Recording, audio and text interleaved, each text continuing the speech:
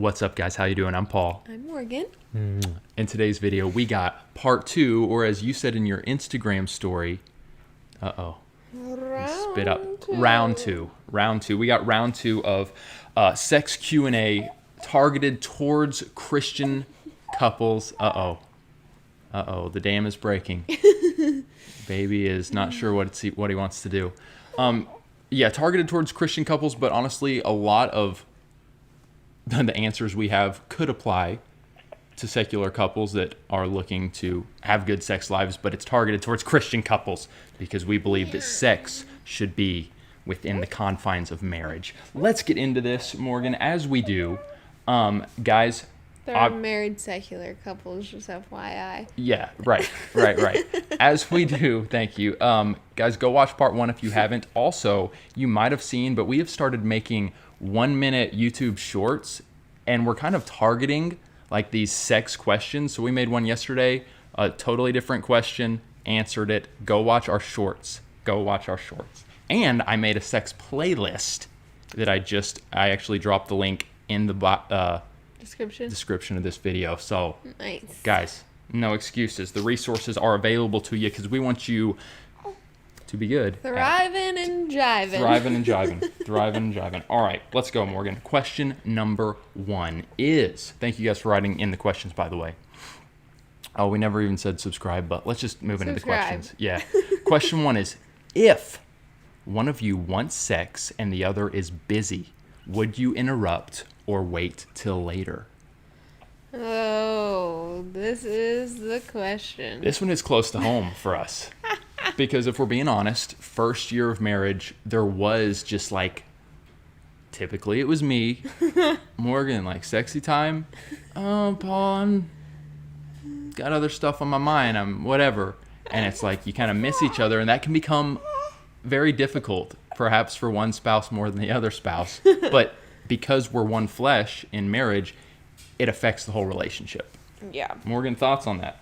Yeah, even to this day, I think about there are times when, like, we've maybe gone a few days and, like, it just seems to be, like, things just get so crazy busy on the times that we're supposed to be intimate, and it's just like, oh, when will we find the time? All right, I'm just standing by this, you guys. But you will. Hate it or love it.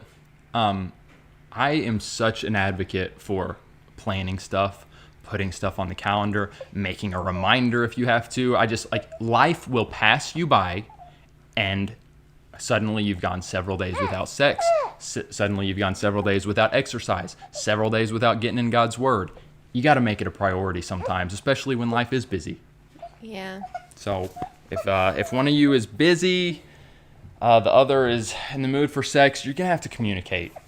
Do you just want to sit up and be a part of the show? Yeah, dude, we welcome that. Next question. Well, Morgan, just a very clear answer. If, say, it's been a couple days and you're vacuuming, and I'm like, Morgan, I could really go for sex. I think maybe the give and take would be, you say, babe, I get it. Let me finish vacuuming and then we'll have sex. And the give for me could be like, okay, you can finish you know what I mean? Or vice versa. Yeah. It could be. Could Maybe. But no, there is a question here about a woman with a higher sex drive, so we'll get to that. All right, next question. If you do sexual things with your boyfriend without intercourse, can you still claim you're a virgin? Well, I mean, technically losing your virginity, it would be Intercourse. yes. But I would say that you're living a sexually immoral life, and that's not a biblical life. And so, okay, whoop-de-doo, you can say that you're a virgin, but you're sexually immoral. You're going against God's desire to stay pure before the marriage between whether it's you and that boyfriend or another boyfriend 10 years down the road. you don't want to have all that baggage dragging it into your marriage. Like, you're doing all that you possibly can sexually besides intercourse, and then with this guy and then the next guy and the next guy, and you finally meet your spouse and it's 6 guys, you've done everything but sex. Like, to me, it's just like, don't do that. Guys, in the comment section in the live chat, weigh in on these topics. Seriously. Yeah, Morgan, I agree with you. Very good. Next question. What to do when a husband... Oh, this is... All right, here we go. We're starting to get a little heavy here. What to do when a husband knows what I want sexually but won't do it, even though I do it for him?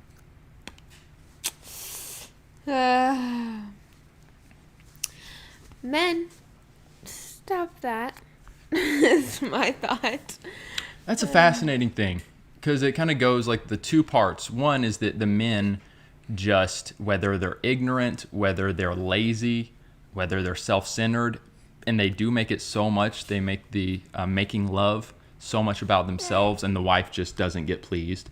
But then when they know what the wife wants, like, and they still don't do it, assuming the wife isn't just wanting like insane crazy stuff that the husband's not comfortable with, that's just sad, you know. And I would say, like, hey babe, can we go to counseling? Yeah, I'd say, you know, if we're talking about your husband is a believer, he's not fulfilling his duty as your husband. He's called to love you first and to lay down his life and to take care of you. And, like, that means sexually, too. And if he's being so selfish and putting himself before you and just not caring, like, he needs to be called out. And, yeah, like, counseling needs to be involved, a pastor, a whatever, therapist. Yeah, for real. I mean, it kind of goes with the Apostle Paul saying, do not deprive your spouse sex, except for a season if it's agreed upon because of prayer. Yeah. You know, that's not exactly like answering the question, but it's still like, you know, your body, and Paul says this, your body is not your own anymore. It's like, let's look to love each other in this way.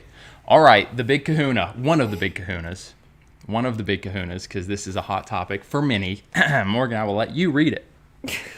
Thoughts on oral. Well, I feel like we... Hold on. Oh. Let's take a breath. Okay.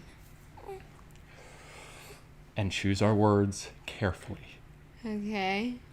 Tread carefully. You don't just want to launch into this and offend unnecessarily. All right, I remember you saying you had thoughts, so go ahead. All right. Thoughts on oral. And I definitely want to hear your thoughts.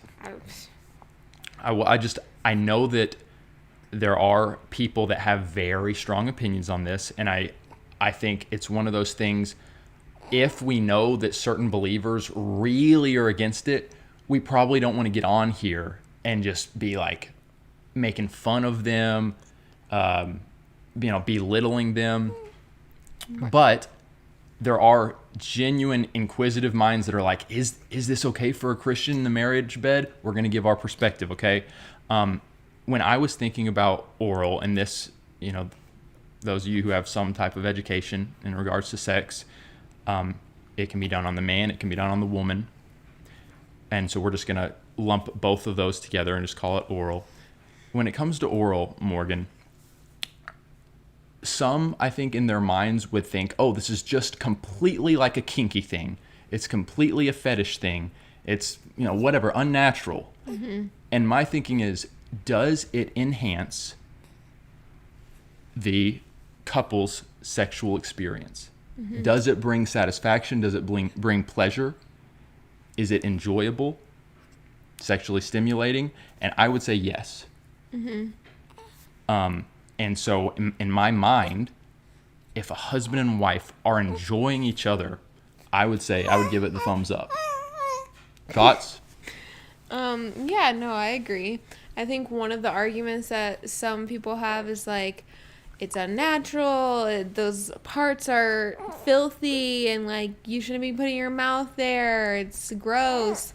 And to me, it's like, well, that's a personal opinion, but your body is beautiful to your spouse. And like we just said, your body is his body is your body. And like, you guys come together in that way sexually, and it's a beautiful thing.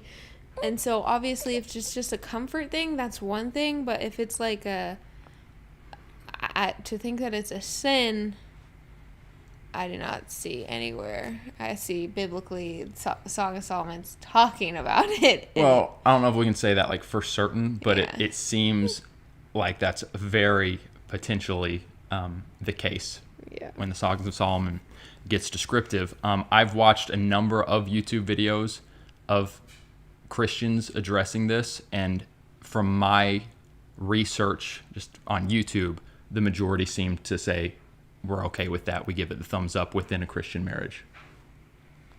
So there you go. But going back to the previous question, if you're doing that with a boyfriend or girlfriend, no, it's a very sexual act. Mm-hmm. And it stays within the confines of marriage. Those are our thoughts. If you strongly have a conviction that goes against what we said, I actually had a pretty close friend growing up that messaged me when I guess we briefly talked on it before.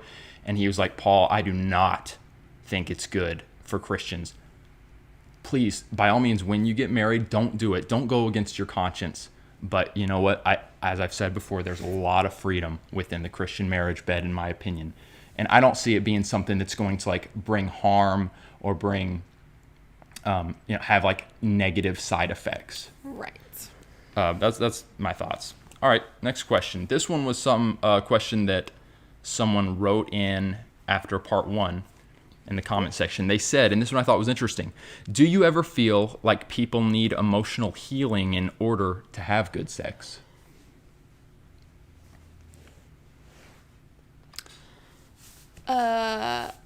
Yeah, I would say definitely. I would say there are plenty of men and women who have gone through really traumatic things growing up, whether it was abuse of some kind or just like mental struggles growing up. Like, there might be some emotional healing that needs to happen for you personally to feel like you can truly relax and enjoy this time with your spouse and let it be a beautiful thing, the beautiful thing that it is meant to be.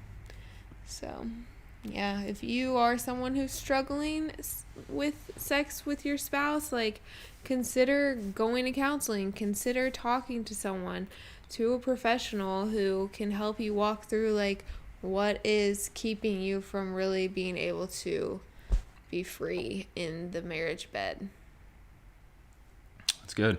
It's good. Morgan, I just had one other thought in regards to the oral question. Okay. I think oftentimes, like, when people freak out about oral, they're just like, it's that's the only sexual act that's happening, and then like the couple's finished and they just did oral. Oral is oftentimes a part of foreplay, and it's often a part of stimulating the other person, warming up the other person for other things. And foreplay in itself is a really big topic, and it's something that I feel like a lot of people kind of neglect, and they move right into the next thing, like the just penetration. Yeah. And so I'm an advocate for really paying attention to the foreplay. Yeah. Agreed. Too many couples struggle with that. Yeah. All right. Next question. Actually, that one's kind of a long time. All right. Paul, when is it time to bring out the whipped cream? We have not done whipped cream since the honeymoon. We've not. I need emotional healing from that. Speaking of emotional healing, not to say we won't ever bring out the whipped cream, but we have not. Yeah, no, we haven't. And I'll be honest, like, whipped cream is not something that I'm like, I really, really want to do whipped cream. I thought it would be fun, maybe, but... He needs emotional healing for my reaction. Yeah, we could leave it at that, but I would be curious, Morgan, like, if I just, for whatever reason, I was like, I just would love to do to incorporate whipped cream. Would that be something that is that just like in your mind? I do not. Let's just say I don't feel as opposed to it as our first night on our honeymoon. Yeah, that's fair. All right, next question. How to have sex with a newborn, i.e. in the same room, expect them not to cry. Yeah, Big one. It's taken Paul and I some time to figure that out. Oh, okay, sorry. It's taken Paul and I some time to figure that out. Usually it happens when he has been put down for bed around 7 p.m. Oh. And then we have a few hours before I go to bed. And so that is very nice, and we've been able to get to that point. Now with a newborn, I mean, we waited 6 weeks until I was cleared, but nap time, put them down in they're in a bassinet or something, go to a different room or not. I don't know. Do what you got to do. They're newborns. They won't remember anything. Yeah, you got to get resourceful, but you got to make it a priority. Yeah. But it's hard. But you can do it. It is. All right. Guys, if you're enjoying these questions, give this video a thumbs up. We really appreciate it. Help out those algorithms. Hit those thumbs up. Come on. Boost it up. Jump it up. Let's go.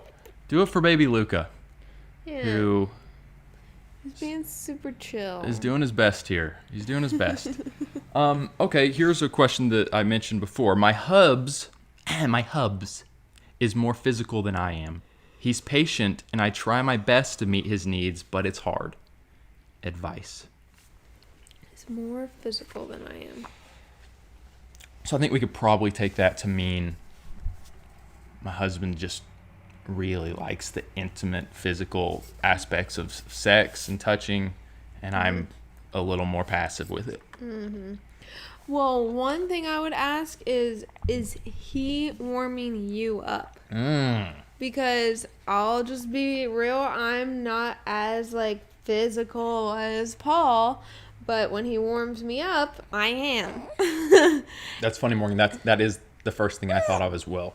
Yeah. Doesn't mean that it's gonna completely get you on the same level of desiring physical, stuff, but I do think that is, and we talked to some close friends recently, and it was just again, it wasn't like the guy was purposefully being selfish. I think it was just coming from a place of ignorance, if we're being honest. And I use that word in the simplest form of he just had no clue. Naivety.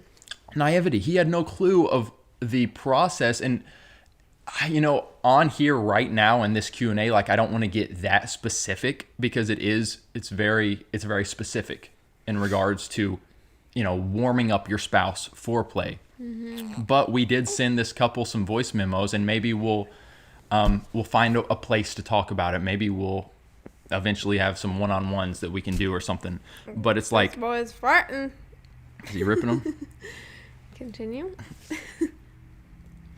So many guys and girls aren't exempt either. It's just a little easier for the women in regards to pleasing the guy, I guess. Mm-hmm. But overall, there's just so much growth to be had within Christian couples, and how to warm up, how to please, how to, for the hubs that is more physical, how to really bring the woman to get into it. Mm-hmm. Yeah.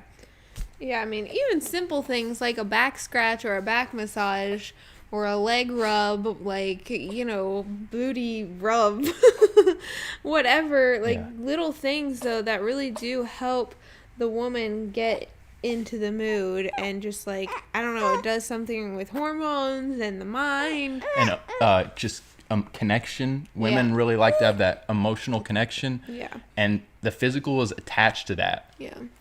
So when a guy just comes in and he's just kind of all right, let's have sex, and he, in his mind, is the woman's just gonna enjoy the penetration as much as me, and so that's immediately what he goes for.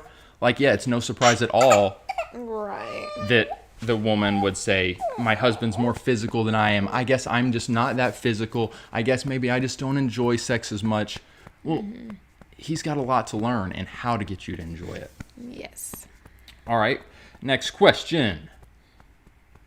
Oh, man. This one's interesting. What happens if you get married and realize you are not sexually attracted to your partner? So this is interesting because this is where, like, you know, the whole try before you buy thing comes in. Phenomenon. Which we are not fans of. Oh, buddy. Morgan, while you continue to work your magic with him, buddy, it's okay. You just relax. You just relax. I think that comes from that's like a societal construct that has placed fear in, like literally, you guys. I'm not trying to get too spiritual here, but we know the prince of this world is Satan.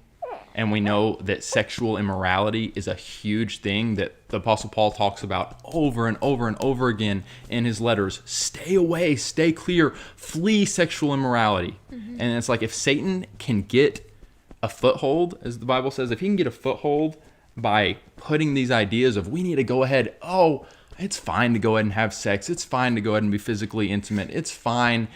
If he can create like this fear, I actually need to do that. That's the smart thing, is to make sure we're sexually compatible. Then, he's going to do that. And he has. He's succeeded.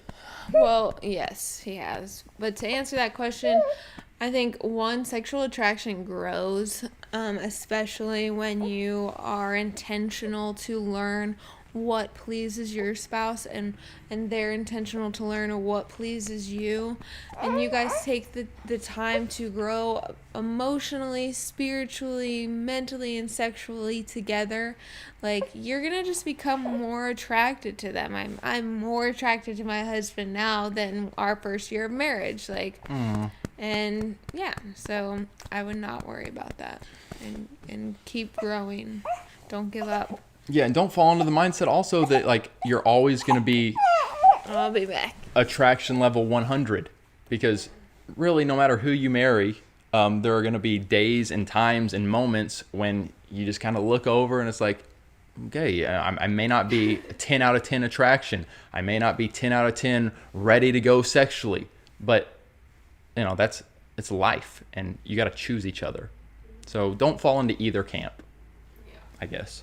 All right, next question. This is a good one. When is it appropriate to have conversations about sex, preferences, boundaries, etc. when engaged? That's a good question, because I'll be honest with you guys, like, Morgan and I, as the stewards of this channel, and we do have some responsibility of, like, here's our audience, and we want to facilitate these topics well. We want to be mindful of where you guys are at. And actually, Morgan, we should have done our PG-13 disclaimer. But at this point, it's a sex Q&A. Like, you guys, if you're 14 years old, you probably don't need to be watching this. But, yeah, Morgan, when you and I were dating, I remember when we actually got engaged and we did premarital counseling, like, there was a decent amount of sex talk. A decent amount. Yeah. And I felt totally fine about that. Yeah. Our engagement was only 4 months. Our engagement was 4 months, so it wasn't like super drawn out. I mean, honestly, I would say if you have an engagement that's 2 years long, then don't talk about it until 4 months before. Morgan's saying, yeah, if a long engagement, wait till it's closer to the married date. There is something intimate about discussing it with your future spouse. Yeah. I would recommend, obviously, being careful, using discretion, but doing some research on your own.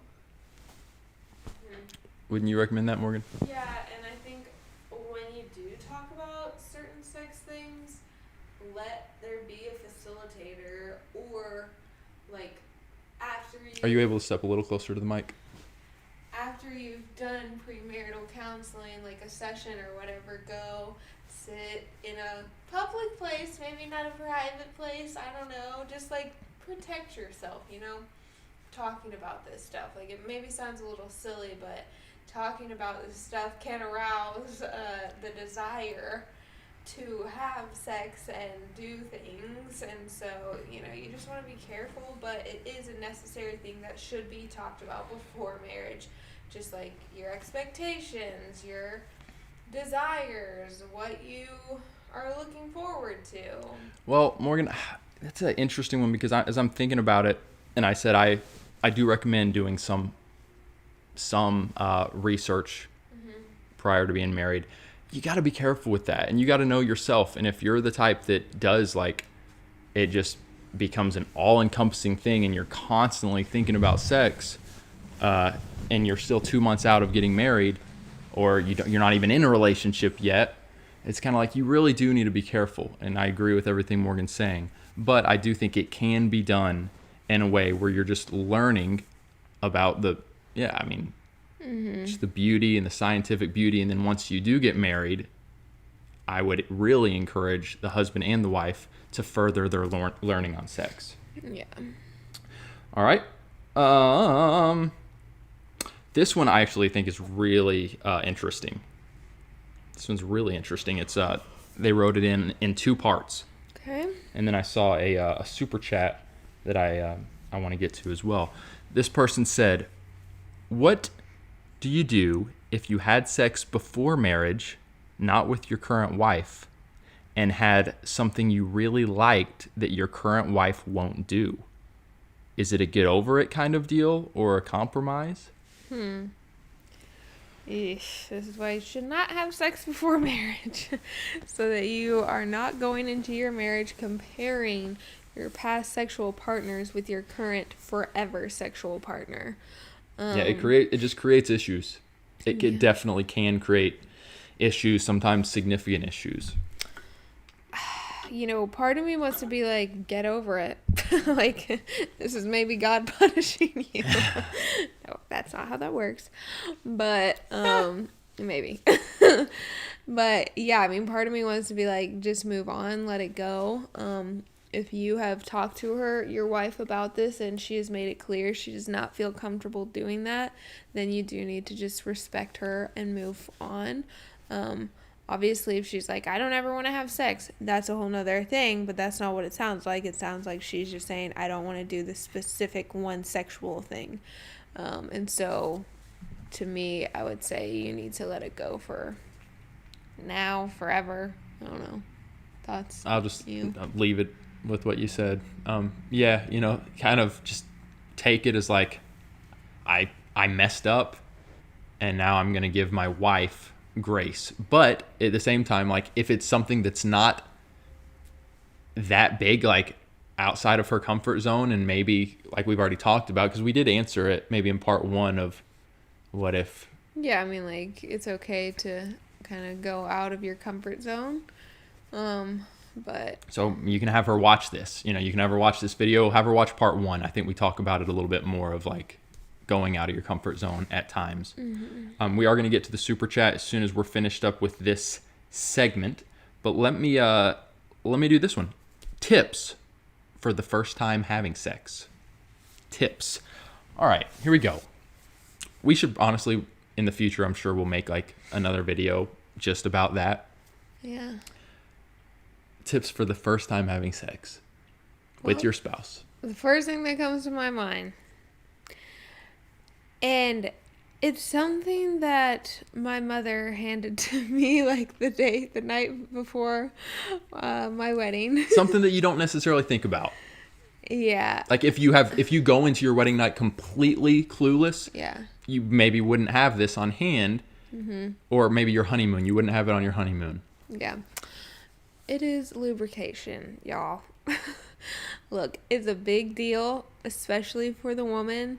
I feel like I've heard so many women, like friends of mine, talk about how the first time they had sex, it was very painful, and it is because they did not have lubrication. And people just don't think about it. Like, Christian virgins, like, that's not maybe something that's crossing your mind of like, oh, I should bring some lubrication. Morgan, is it getting too specific? Guys, this is you're on the video already. This is a natural scientific thing, the way God created us. It is when you're nervous. Here's what I was going to say. Okay, that's a good point. I was going to say God has created the female body and the male body to kind of produce like a natural lubricant. Mm-hmm. The female... But it doesn't when you're nervous. Right. The female down there will produce a natural lubricant when she's getting turned on. The male will as well. So I would say that there's a decent possibility that happens and it goes smoothly without lube, but oftentimes, a lot of the time, especially if it's not even the nerves. I mean, 6 years in and lube is a pretty common thing for us, but those early days, yes. Not that common. Lube is decently common for us. You say more often than not, no lube? Yeah. Really? Huh. Continue. No, I was pretty much done. Oh, okay.